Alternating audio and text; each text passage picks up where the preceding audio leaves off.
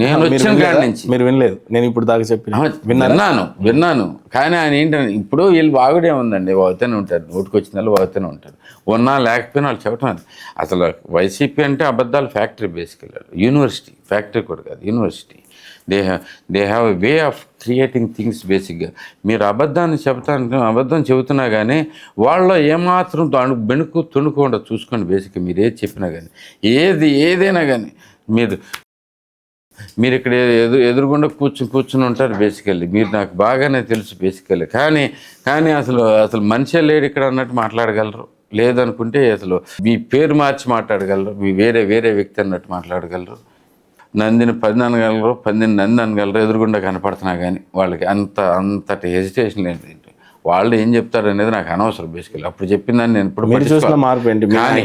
నేను చూసేటప్పటికి మాత్రం at par with our big boss కనపడ్డాడు ఆయన. నేను చూసినప్పటి నుంచి అలాగే ఉన్నాడు దీంట్లో. అంతేకాదు అంటే ఒక పని మీద అవగాహన కూడా చూసుకుంటే మీరు, నేను బాగోదు లోకేష్, నిజంగానే పొగుడుతున్నారు, నాకు పొగడా చూసి పొగుడుతున్నారా? ఇప్పుడు నేను గడిచిన సంవత్సరంలో లోకేష్ గారిని అంతగానో సాహసం చేశారు. అప్పుడే ఏదన్నా లోకేష్ గారి సాహసం అంత ఎక్కేసిందా? సంవత్సరం పాటు ఎన్నిసార్లు కలిచారు? నేను బాగా క్లోజ్ అండి. నేను కనీసం 50 సార్లు కలిసి ఉంటాను ఆయన్ని. అయితే మీరు పొగడాల్సిందా? చాలా సార్లు కాదు, నేను అంటే ప్రత్యక్షంగా నేను యూఎస్ వెళ్ళాను కదా, ఆయన చూశాను. అంటే చంద్రబాబు నాయుడు గారి స్పెషాలిటీ ఏంటో తెలుసా?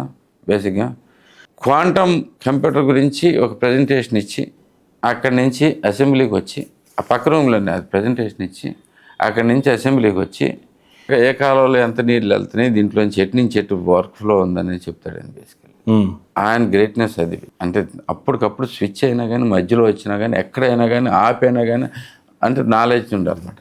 ఆయన స్పెషాలిటీ పార్ ఈయనకుంది. నేను చూశాను. ఎందుకంటే నేను అక్కడ చూస్తున్నప్పుడు, అక్కడ కలిసిన వాళ్ళు మీటింగ్స్ అన్నీ చూస్తూనే ఉన్నా కదా. అక్కడ కూర్చున్నప్పుడు పొద్దున్నే 7 o'clock స్టార్ట్, రాత్రి 11 నుంచి 12 దాకా అంటే కూర్చునే ఉంటాడు ఆయన.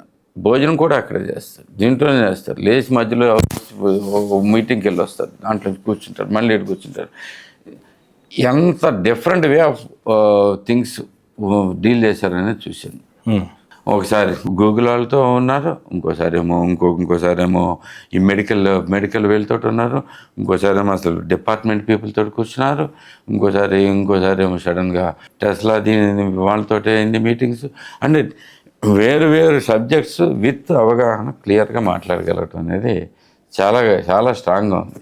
వాళ్ళు ఏం చెప్పారు, వీళ్ళు ఏం చెప్పారు నాకు అప్పుడు తెలియదు అని. ఇలాంటి వ్యక్తి అలా ఉంటాడని కూడా నేను ఊహించలేను బేసిక్గా. వీళ్ళు చెప్పినంత దీని కింద వీళ్ళకి చేతగాక నోటుకొచ్చిన వల్ల మాట్లాడతాం అనేది సహజం బేసిక్గా.